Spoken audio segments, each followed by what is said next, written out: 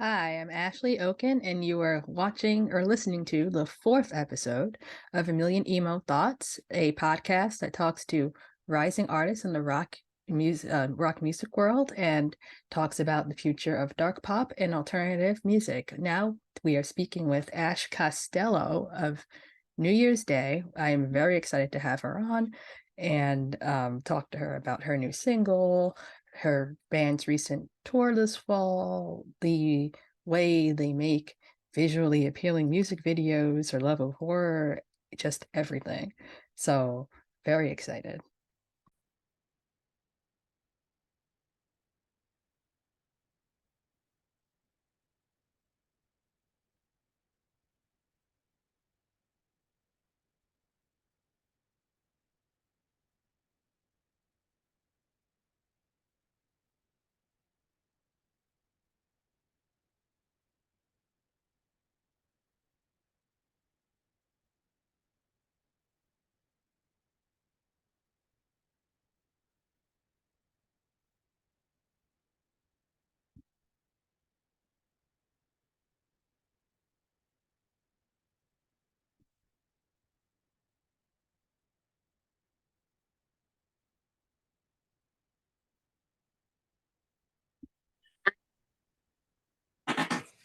Hi there. Hi, Ash. How are you today? Thank you. Hi. There I am.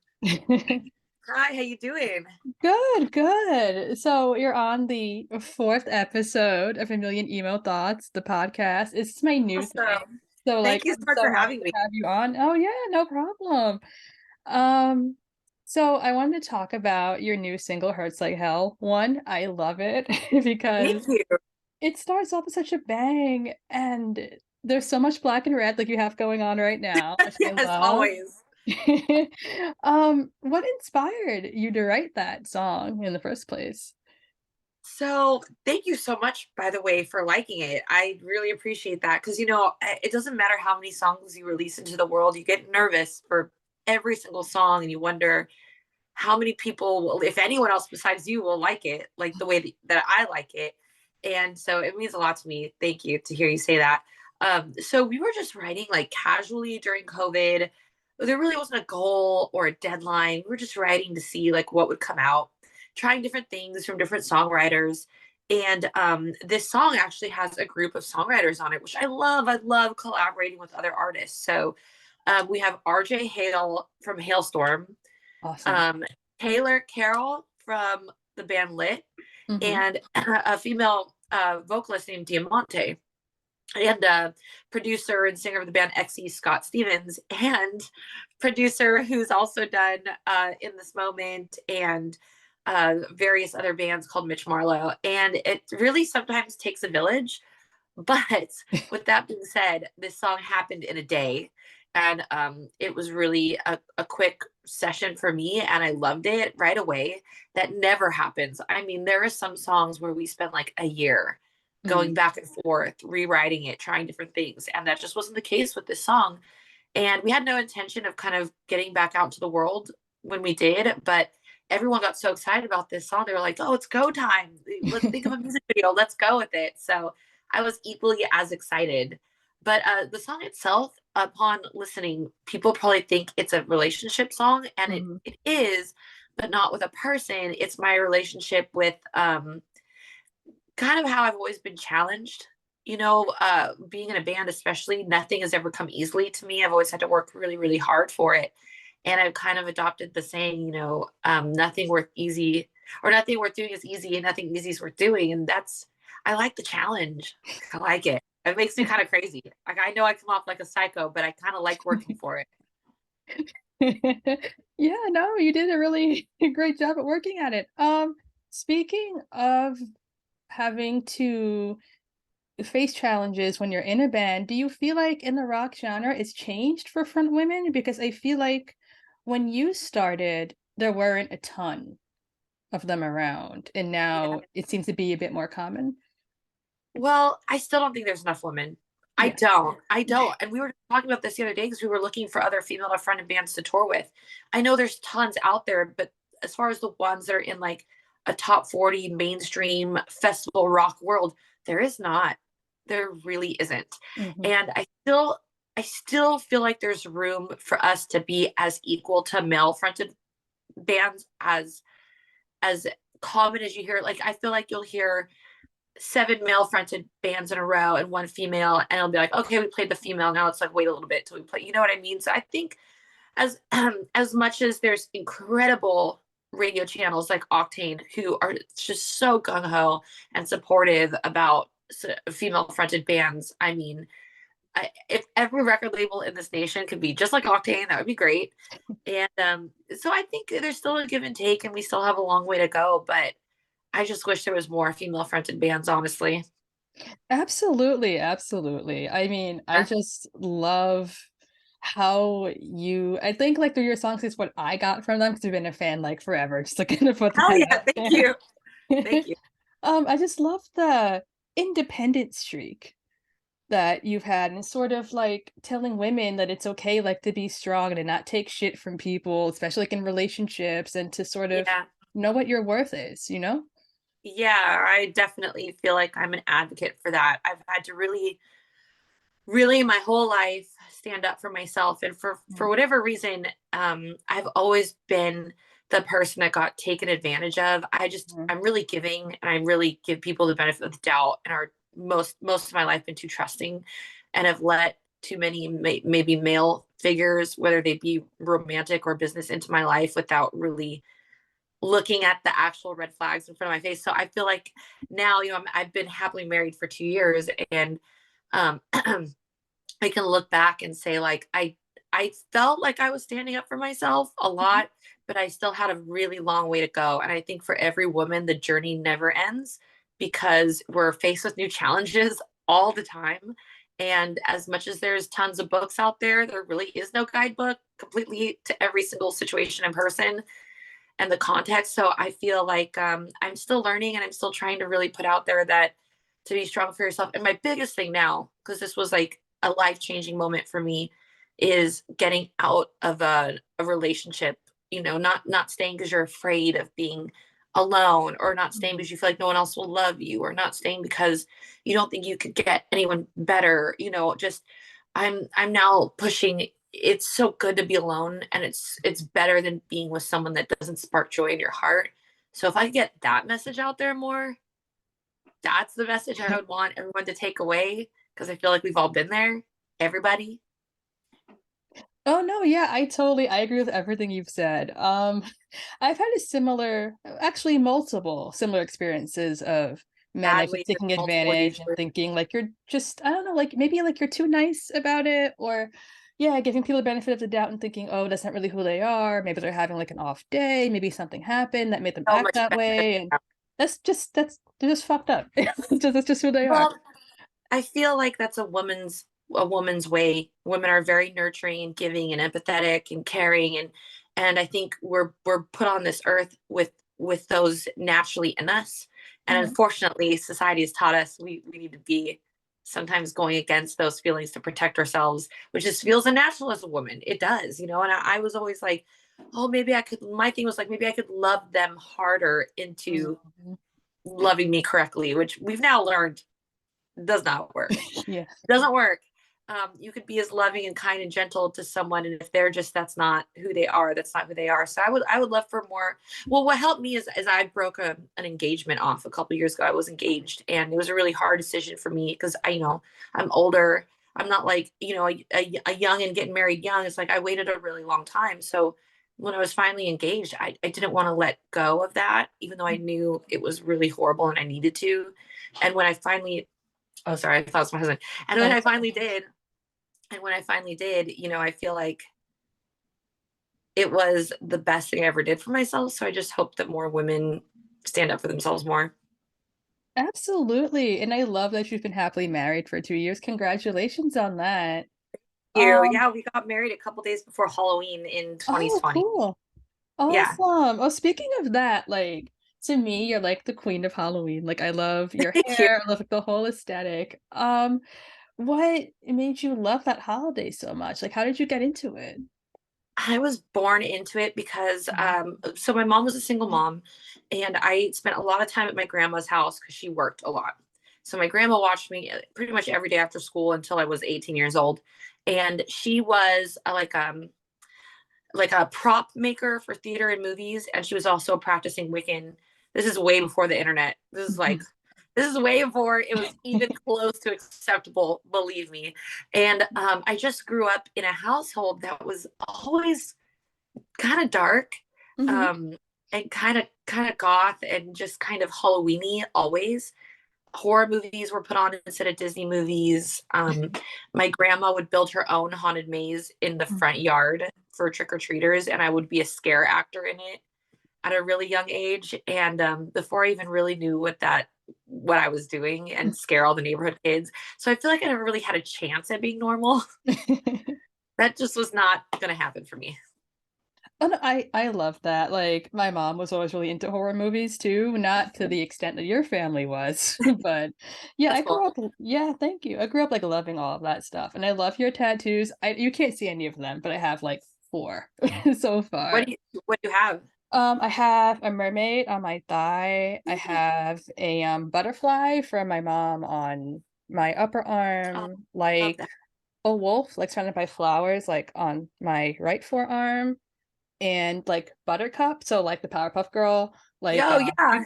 yeah, you can't see it, but it's a grown Buttercup with like she's blowing a bubble gum pop, and she's thinking of like the younger Buttercup and like thought Those are bubbles.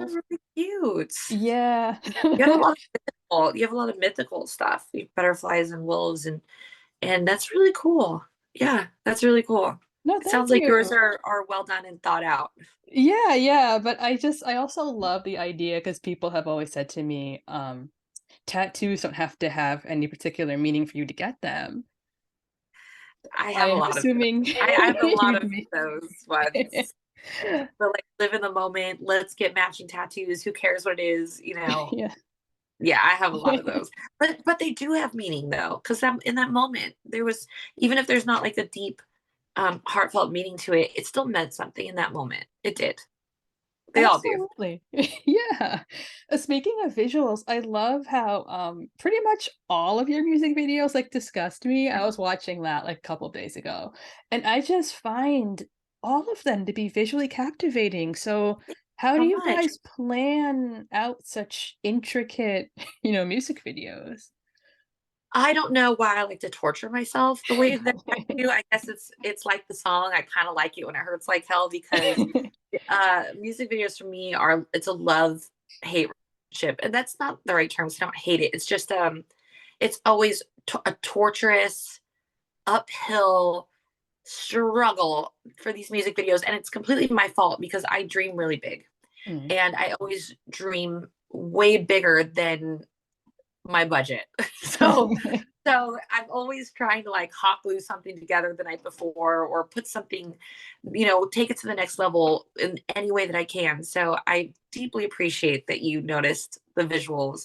I come up with the concepts and produce all of our music videos except for one. There was one during COVID, which we shouldn't have done. We were in like right in the heat of the first lockdown of COVID, and we really didn't know how much longer COVID was going to be at the time. Mhm. And so we did a music video for this song called Skeletons that I didn't produce, and the band members weren't in. Mm. And we had no crew because crew wasn't allowed. And we just didn't know. So I kind of wish we hadn't done that one. But Mm. every other music video I'm so proud of. And there's so much heart and soul and passion and hard work from everybody involved goes into it. Absolutely, especially in a Hurts Like Hell video. I love because black and red are my favorite colors. Hell So yeah. I love that there's such a focus on just colors in general, but especially those two. Thank you. I think I before Hurts Like Hell, like before the COVID times, I Mhm. think I held back from really leaning on black and red because I didn't want to overkill it, Mm. or have it become cheesy or overplayed. And then something happened during COVID where I stopped caring about anyone's opinion completely. Like any care I had literally went out the door. So I was like, heck it, like we're gonna ride this black and red as far as it'll go because that's what I like. So why not? Who cares if no one Absolutely. else likes? Yeah. So Absolutely. that's how I felt. That's how I felt about that. And the boys in the band were super supportive. They were like, "Yeah, whatever you want us to wear," and they love it. they love their outfits and their jackets. They designed each one and like kind of told we had a jacket designer told the jacket designer what like the theme of each one that they wanted, and it turned out. I'm really happy with that video. No, I'd be really exactly. happy. Like I want to buy the jacket myself. Like that's how much I like it. Thank you. You're Yeah, the guy welcome. that makes them, he's in the UK and it's called Saints of the Undead. Everybody, have you heard that? That's where you can go get the I- jacket. And I think he'll do a replica too if Oh, you ask for a awesome. replica. Yeah, Okay, because he does other cool. bands. So I think he did the most recent Motionless White, and I think they do replicas for people. Oh yeah, I saw that video and it was paying homage to Thriller and right? And that's how the jacket was like made. Yeah. Yeah, Yeah. pretty And I cool. also know that you guys went on tour recently, like this past fall. And Yeah. was that I guess the first tour that you guys did during like like after COVID and everything and the music industry, sort of came back to life? Well, bands have been touring for like over a year at this rate, but we just weren't ready. I wasn't ready. Mm. We weren't ready as a band, and I feel like our tour happened. We were the late bloomers out of all the bands to kind of get back on the road, but I feel like it was the right time for us. And it was couldn't have been with a more appropriate band to get back out there with, which was Hailstorm, who Mm. we spent the better part of 3 years touring with around the entire world, and they're family to us. So it felt so good to be back with people we spent so much time with before COVID. And we played one festival and we played WrestleMania during COVID, but Awesome. those so don't really count as like we never played any venue shows. So it was really weird and awesome and kind of surreal and unbelievable and very grounding to be back on the road finally after everything. It felt like a weird time warp. Like like 3 years didn't actually happen. I can't explain it. Oh, no, I agree. Like COVID has made time not seem like a thing. Just because it Yeah, felt like every day was the same for so long. yeah. I try to put myself back in it. Like I'll be like, there was a long period of time where we were all wearing masks and now it's just gone. And it feels so strange to me. It feels so weird. It's like that happened. It was very serious and detrimental to all of us Mm. on so many levels. And now it's just gone. And it feels so weird. Like I can't accept it. It's no, same. And it's also that like when that was happening, I sort of feel as if my memories of those years is a little fuzzy. Totally. Like if you I asked me know what I was doing like 2 years ago, I couldn't tell you, you know? I know a couple of Halloweens went by, but I can't remember what I did. Right. I can't remember. Speaking of that, I saw that your husband and yourself have an Instagram that's dedicated to like finding really cool tour. Oh, yeah. Yeah. Well, we started that right before COVID. So Mhm. we had this grand idea of we were going to travel on my off time and do short videos of haunted places or haunted themed places. Not so much like the ghost, if you're here, close the door, nothing like that. Just Mm. like places you'd want to go with a friend or a romantic partner or to tourist to just vacation at and kind of share our experience. And then COVID happened. And now we're like, trying to figure out when we could pick that back up again. Yeah, Hopefully someday. yeah, I was gonna say because I just found that really interesting. I was actually gonna ask you like for recommendations on like places to go that are like haunted houses or just like cool horror themed stuff. Where are you at? Well, I'm in New York. I'm in Queens, New York. Oh man, there's all kinds of stuff in New York. I mean, you're obviously a lot closer than I am to the upper northeast, which I feel like is the most haunted part of the country besides the deep, deep south. Mhm. And definitely go to Salem. The second you can take a train or a trip down to Salem, do that. Oh, Definitely. oh yeah, I know. I've heard a lot of good things Oh, it's about so cool. Salem. Yeah, it's so cool. But what about I guess places outside of the East Coast if you want to travel to like LA or Oh gosh, that's a whole loaded question. There's so much. There's so much. I mean, one of the best haunted places, and a lot of people, I probably shouldn't suggest this one because I'm sure a lot of people wouldn't be able to handle it. Mm. I know people that couldn't handle it. My husband and I loved it. We did it twice. Mm. Is Zach Bagans Haunted Museum in Las Vegas. It's expensive. It was I think it was $80 for the VIP ticket, which I recommend doing the VIP if you're going to do it. And it's a 2.5 hour long tour, and it's incredibly intense. Mm. Very, very intense. I left feeling like a little nauseous, like headachy. Yeah, I'm not Mm. kidding. It was pretty serious, and that's probably top three best haunted places to visit in the entire nation. Okay, I heard Yeah. it here from you. No, I will definitely try Plus, to go there. plus Yeah. Vegas starting to catch on that like horror and spooky and Halloween is very, very trendy. So now in downtown, they've got a lot of horror themed cafes and restaurants and toy shops and places popping up. So Vegas is actually, I predict, in the next 2 years, going to become like one of the best spooky destinations. And they have so many escape rooms now. They've got the It escape room, the Saw escape room, the there was another really cool one that opened that had a horror theme. I can't remember, but the It and the Saw one looks really good. Awesome. I want to check all of that Like, out. Like, thank yeah, you go to for that. Vegas. Always go to Vegas. I love Vegas. Me personally, I love it. Is that something that you and your now husband have in common, like a love of horror, or is that what you guys like to do together? Oh yeah. Yeah, we're big travel buffs, and we like history, and we love dark history, and we love eating. So we go to we go to a lot of haunted, like on the last tour. We were so busy on the tour, we didn't get to do most of what we wanted to do, but we did go. I can't even remember the state it was in. I can't remember, but it was called Poe's Tavern. It was an Edgar Allan Poe themed tavern that was really cool. And just like anything that's got a horror theme or a dark theme or a goth theme, then we're gonna try and go together. Oh, that's a really cool thing to keep you guys bonded and to just have something new and exciting to do with each Plus, I other. love that he's game. When we went to the Zach Bagans Museum, Mhm. I've gone with other people previously, and half the party I went with did not like it. So I was a little Oh. worried that he was gonna be like, "That was too much, Ashley. Like, why would you bring me here?" But he loved it. So I'm like, "See, that's why I married you. That's why." Right, absolutely. I feel like it's so important to have somebody who is really enthusiastic about what you like. Like, even if Yeah. they don't like it, it's good that they're at least game to try it out.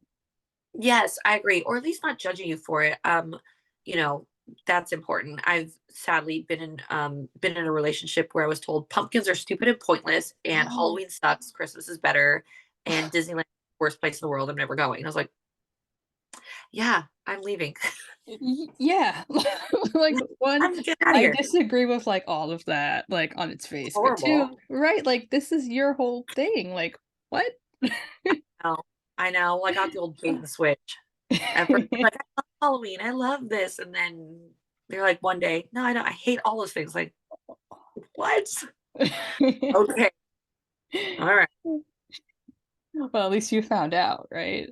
God. And I found like the best partner ever. I'm glad you have a happy ending at the end of all of that, because I feel like when you're in relationships like that, it can seem a little maybe hopeless at points. You're gonna find somebody who likes, what you like in the same way that you do. Yeah, I did. I did. The day I met, I've told my husband a story. The day I met my husband, I was at a restaurant with my tour manager. I met him while I was on tour. Mhm. And I was like, I looked at my tour manager. I was like, I think I'm going to be alone for a long time or possibly forever. And it wasn't for lack of like no one being interested in me. That wasn't the case. There just wasn't really anyone that made me feel like excited or that like lovey feeling until I met him. And then it was like, hit me like a ton of bricks. Just, I guess it's just like when you know, you know, and you don't really know what that means until it happens to you. Right. I mean, it hasn't happened to me yet, but I'm sure, like, if we talk again, I'll be like, "Oh yeah, I just It took knew," me a long time. It took me a long time. So be patient, but don't be like Oh yeah. you would be patient. No, thank you. Yeah, I'm definitely trying. Like, I turned 30 like a few months ago, and I Oh, think it's congratulations. 30 at is awesome. Yeah, I love it. But I think it's a point of life where you see a lot of your friends getting married and having kids and, buying houses. And it's sort Let of me put it like, this way. I'm so glad I didn't get married or have kids at 30. I'm mhm. so thankful and so happy I didn't do that because I've lived a great I've lived a great life since I turned 30, and I'm so glad I didn't do those things until I was truly truly ready. So don't let that I was the same. I was the last friend, the last cousin, the last kid to have, to get married. So I feel you. All my friends like married with kids in a house, all, and I was still way single. So, and I think it turned out great. So who cares? No, you're right. You're right. Mm. Speaking of your upcoming album, what musical influences did you look to when you were like making it? Also, when is it coming out? If you can say that. Those are both very good questions. We don't have Mhm. an exact date yet, but we're hoping Okay. for spring 2023. I'm Mhm. still in the process of writing for the record. So we have to finish that. We're almost done. And then as far as musical influences, I'm going to be honest with you, I've gone internal. I've gone internal and looked at New Year's Day in the past and what Okay. fans loved and what worked and what catapulted us to higher levels, and what style kind of faded for us, and what style I enjoy playing truly. And so with that being said, the next record is going to have a lot of elements of our songs like Gangsta or Mm. Shut Up, where it's got a heavy pop element but also equally heavy. So I love those songs. Those are my favorite to play live. So I wanted to dig more into that. Oh no, that's great. Speaking of melting like rock and pop together, do you feel like as like um the genre of rock, you think it's happening more often? Like they're just like being combined. It's not as separate as it used to be. I think it's definitely being combined a lot more. And even in ways that don't seem obvious. Mhm. I think that you take a band like I Prevail or Wage War or like Spirit Box, and where a chorus might be screaming or there might be a heavy riff, I feel like they utilize pop melodies in chorus a lot. So I feel like we're hearing it more, but it's just kind of done in a sneaky way where you don't realize it. Mhm. So are you guys planning on doing it in a way that's maybe more obvious? Oh yeah. Yeah. Yeah. Ours will definitely be a lot more obvious with that. But then you look at Rob Zombie and Alice Cooper and Kiss and Ghost, and those are pop songs. They really are. So I feel like pop has always been an element that metal has been like, but wait, let's make it catchier. Everybody wants a catchy tune. So I feel like pop's always been there in metal, but I'm gonna just maybe do it much more obviously.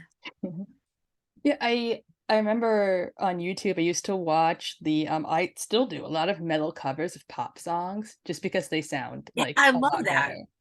I Same. remember Fame on Fire did a cover Yeah, of I forgot what Taylor Swift song that was, but I love their cover over like the original song. I So, love that. I If I was gonna cover a pop artist, I'd probably cover Miley Cyrus. Well, oh, we already okay. covered Kaylani, my favorite pop singers. I absolutely adore Kaylani so much. Hmm. Um, I don't know why I equate her with Harley Quinn, so I just love her. And probably Miley Cyrus. Awesome. What song would you cover if you had a choice? Probably Midnight Sky. Okay, I could see It's that. one of more of a newer one, and it's where she's going a bit more blondie with her music, a bit more disco ABBA, and I'm just here for it. I love that song. Me So good. too. Yeah, I love that whole album. I wish she would like stick with that sound because I think it really suits her voice.